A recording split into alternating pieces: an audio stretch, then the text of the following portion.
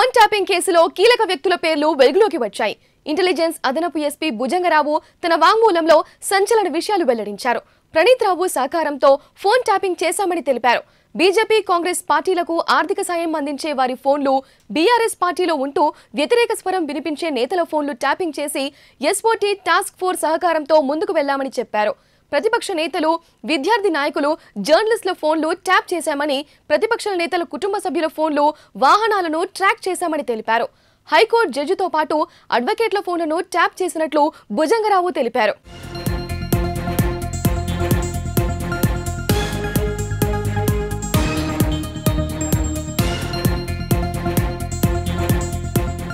GHMC ఎన్నికలతో సహా 3 ఉప ఎన్నికల సమయంలో ఫోన్ ట్యాపింగ్ చేసినట్లు భుజంగరావు వెల్లడించారు.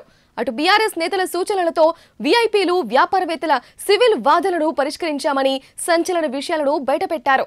ఎన్నికల ముందు బీఆర్ఎస్ నేతల ఆదేశాల ప్రకారం టాస్క్ ఫోర్స్ వాహనాల్లో డబ్బులు తీసుకెళ్లామన్నారు. అసెంబ్లీ ఎన్నికల సమయంలో కామారెడ్డి బీజేపీ అభ్యర్థి వెంకట్రామరెడ్డి, రేవంత్ రెడ్డి సోదరుడు కొండల్ రెడ్డిపై ప్రత్యేక నిఘా పెట్టినట్లు భుజంగరావు తెలిపారు. అటు ఫోన్ ట్యాపింగ్ కేసులో తమ అక్రమాలు బయటపడకుండా ఎస్ఐబీ టెక్నికల్ సిబ్బంది సహకారంతో పాత హార్డ్ డిస్క్లను ధ్వంసం చేశామని ప్రణీత్ రావు చెప్పారు.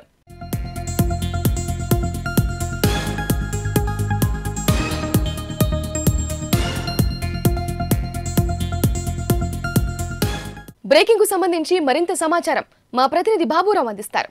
బాబురావు చెప్పండి. ఫోన్ ట్యాపింగ్ వ్యవహారం వెలుగులోకి వచ్చిన తర్వాత తెలంగాణ రాష్ట్రంలో చాలా పెద్ద సంచలనాలు మనం వింటా ఉన్నాం, చూస్తూ ఉన్నాం ప్రతిరోజు. దీనికి సంబంధించి మధ్యలో ఎన్నికల టైంలో కొంత ఈ ఇన్వెస్టిగేషన్ కొంత స్లో అయినప్పటికీ కూడా ఆ తర్వాత ఎలక్షన్ అయిన తర్వాత మరొకసారి ఈ కేసు చాలా వేగంగా ముందుకెళ్తోంది. ఇప్పటికే అరెస్ట్ అయినటువంటి వారి నుంచి చాలా పెద్ద మొత్తంలో సమాచారం సేకరించారు. ఎవరి ఫోన్ ఎందుకు ట్యాప్ చేస్తున్నారనే అంశాలన్నింటినీ వీళ్ళు తెలుసుకునే ప్రయత్నం చేస్తూనే ఉన్నారు. ఇందులో భాగంగా మొదటి అరెస్ట్ అయినటువంటి ప్రణీత్ రావు దగ్గర నుంచి ఇప్పటికే చాలా కీలకమైనటువంటి సమాచారం రాబట్టే ప్రయత్నం చేశారు. కాకపోతే వీళ్ళు ఏదైతే ట్యాపింగ్ చేశారో ఆ ట్యాపింగ్లో ఉన్నటువంటి సమాచారానికి సంబంధించినటువంటి డేటాబేస్లన్నీ వీళ్ళు ధ్వంసం చేశారు. ఈ కేసులో తమ పాత్ర గురించి, తమ గురించి ఎక్కువగా బయటకు రాకూడదని ఆ ఆధారాలు ధ్వంసం చేశామని ప్రణీత్ రావు చెప్పినప్పటికీ కూడా దాన్ని తిరిగి రీట్రై చేసే పనిలో పోలీసులు గతంలోనే ఉన్నారు. దానికి సంబంధించినట్టు చూసుకున్నట్టయితే ఈ కేసులో ఇప్పుడు మరొక తాజాగా ఇంతకుముందు అరెస్ట్ అయినటువంటి ఇంటెలిజెన్స్ అడిషనల్ ఎస్పీ భుజంగరావు చెప్పినటువంటి విషయాలు చూస్తే మాత్రం చాలా పెద్ద సంచలనం కలగబోతా ఉంది. రాష్ట్రంలో ఇది చాలా పెద్ద పరిణామాలకు దారితీసేలాగా భుజంగరావు చెప్పినటువంటి స్టేట్మెంట్స్ చూస్తే మనకు అర్థమవుతోంది. నిజానికి ఈ ఫోన్ ట్యాపింగ్ అనేది కేవలం ప్రతిపక్ష నేతల మీద పెడతారు, ప్రతిపక్ష నేతలకు సంబంధించి చూసుకుంటారు అనేది చాలామంది భావించారు. కాకపోతే దానికి మించినటువంటి అంశాలు ఈ కేసులో మనకు కనిపిస్తూ ఉన్నాయి. దీనికి సంబంధించి అడిషనల్ ఎస్పీ కానీ, అంతకుముందు అరెస్ట్ అయినటువంటి రాధాకిషన్లో చెప్పినటువంటి కన్ఫెషన్లో కానీ, ఇప్పుడు ఇంటెలిజెన్స్ అడిషనల్ ఎస్పీ భుజంగరావు చెప్పినటువంటి మాటలు చూస్తే కనుక ఇది చాలా పెద్ద వ్యవహారంలాగా కనిపిస్తుంది. ఎందుకంటే ఇందులో కేవలం అప్పుడు అధికారంలో ఉన్నటువంటి బీఆర్ఎస్ పార్టీకి లాభం చేకూర్చడం ఒక్కటే కాకుండా ఇంకా ఇతరత్ర క్రైమ్ కూడా ఇందులో ఇన్వాల్వ్మెంట్ అయినట్టుగా మనకు తెలుస్తోంది.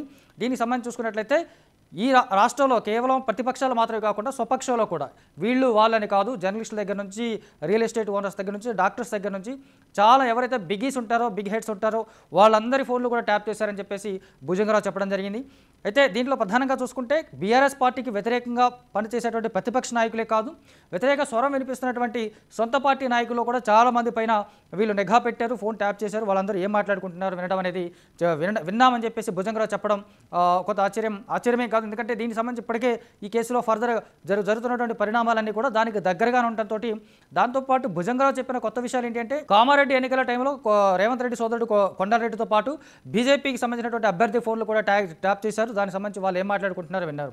అలాగే జీహెచ్ఎంసీ ఎలక్షన్ దగ్గర నుంచి గతంలో జరిగినటువంటి 3 ఉప ఎన్నికల సందర్భంగా అయితే మునుగోడు, హుజూరాబాద్, అలాగే దుబ్బాక ఉప ఎన్నికల సందర్భంగా మిగతా పార్టీలు అన్ని పార్టీల అభ్యర్థులపైన లేదా దానికి సంబంధించినటువంటి ఎవరైతే కీలకంగా ఉన్నారు, ఎవరైతే మనీ రిసోర్స్ ఆ పార్టీలకు అందిస్తున్నారు, ఎవరైతే ఇటు కాంగ్రెస్ కానీ బీజేపీ కానీ సంబంధించినటువంటి కీలకమైన నేతలు ఉన్నారో వాళ్ళందరి ఫోన్లను కూడా ట్యాప్ చేశామని భుజంగరావు చెప్పడం జరుగుతోంది. అయితే ఈ కేసులో ఈ ట్యాప్ చేసినటువంటి అంశాల ఆధారంగానే ఆ టైంలో డబ్బును చాలా ప్రతిపక్షాలకు సంబంధించినటువంటి డబ్బును సీజ్ చేశారు, ప్రతిపక్షాలు తరలిస్తున్నటువంటి డబ్బును సీజ్ చేయడం జరిగింది. దాని చెప్పేసి భుజంగరావు చెప్పినటువంటి కన్ఫెషన్లో పోలీసులు తెలియజేస్తూ ఉన్నారు. నెక్స్ట్ చూసుకుంటే కామారెడ్డితో పాటు రియల్ ఎస్టేట్ సంబంధించినటువంటి సంధ్య రియల్ ఎస్టేట్ ఓనర్ను కూడా బెదిరించారు వీళ్ళు. 13 కోట్ల ఎలక్టోరల్ బాండ్లు కొనాలని చెప్పేసి ఆయన మీద ఒత్తిడి తీసుకొచ్చారంట. ఆ ఒత్తిడిలో భాగంగా అతను వినకపోతే ఆయన మీద క్రిమినల్ కేసులు పెట్టి చాలా చిత్రహింసలు పెట్టామని కూడా చెప్తా ఉన్నారు.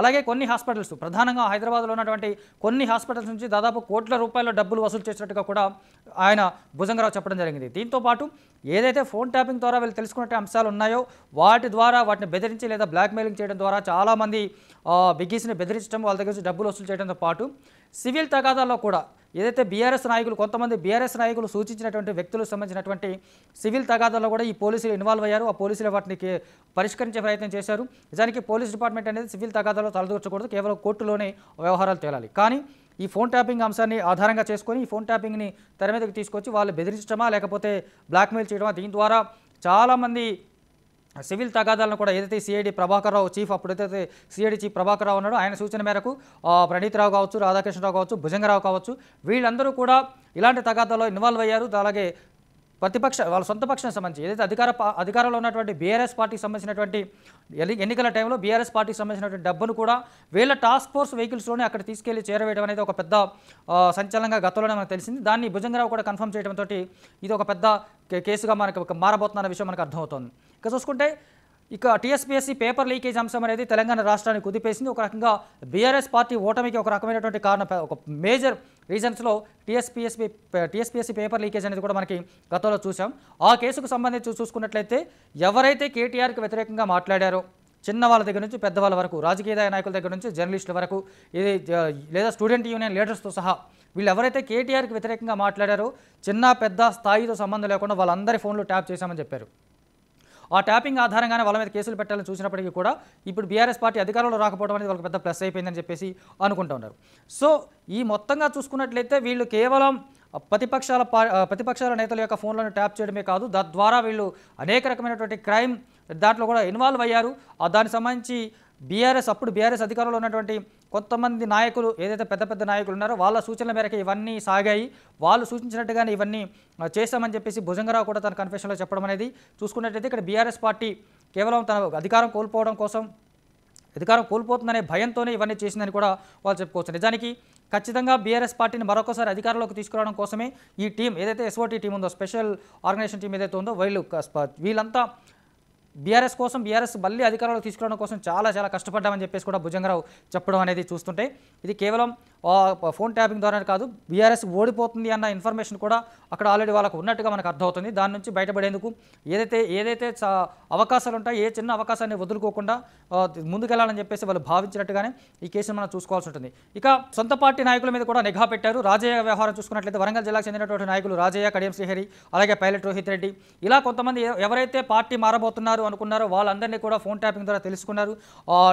బీఆర్ఎస్ పార్టీ ఆఫీస్కి పిలిపించుకోవడమా, మాట్లాడటమా, లేదా నయాన్నో భయాన్నో బెదిరించడమా, వీళ్ళందరినీ పార్టీ మారకుండా కాపాడుకోవడం కూడా జరిగిందనేసి మనకు తెలుస్తుంది. లేదంటే నిజానికి గతంలోనే ఈ ఫోన్ ట్యాపింగ్ అనేది వాళ్ళ మీద నిఘా లేకపోతే కనుక గతంలోనే చాలామంది బీఆర్ఎస్ నాయకులు అసెంబ్లీ ఎన్నికలకు ముందే పార్టీ మారే అవకాశాలు ఉన్నాయని కూడా మనకి గతంలో వినిపించింది. ఆ మేరకు ఆ నాయకులందరినీ ఎవరైతే పార్టీ మారతారు అన్న సమాచారం ఉందో వాళ్ళందరినీ కట్టడి చేయడానికి ఈ ఫోన్ ట్యాపింగ్ అంశాన్ని కూడా వీళ్ళు ఉపయోగించుకున్నట్టుగా మనకు తెలుస్తోంది.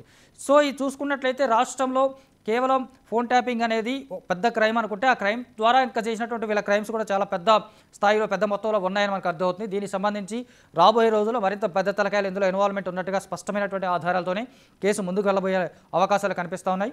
ఈ మేరకు భుజంగరావు చెప్పినటువంటి కన్ఫెషన్ చూసుకున్నట్లయితే ఇప్పుడు ప్రస్తుతం విదేశాల్లో క్యాన్సర్కు చికిత్స తీసుకున్నటువంటి సిఐడి చీఫ్ ప్రభాకర్ రావు వస్తే కనుక ఆయన చెప్పే సమాచారం కూడా దీనికి మరింత తోడవుతుంది. అక్కడ నుంచి వీళ్ళందరూ మేము తప్పించుకోవడానికి చేసినటువంటి ప్రయత్నాలు కూడా ఉన్నాయని ప్రణీత్ రావు కన్ఫెషన్లో చెప్పడం, హార్డ్ డిస్క్లు డ్యామేజ్ చేయడం, ఇవన్నీ కూడా పరిగణలోకి వస్తాయి. అంటే వాస్తవాలు దాయడం, చేసిన తప్పును దాచుకోవడం అనేది కూడా ఇంకొక ఇదిగా అవుతుంది. కాబట్టి మొత్తంగా ఇది ఒక పెద్ద వ్యవహారంగా రాష్ట్రంలో మారబోతుంది. రాబోయే రోజుల్లో చాలా పెద్ద సంచలనాలకు తెరదీయబోతుందనే విషయం మనకి అర్థమవుతుంది. శ్రీయ.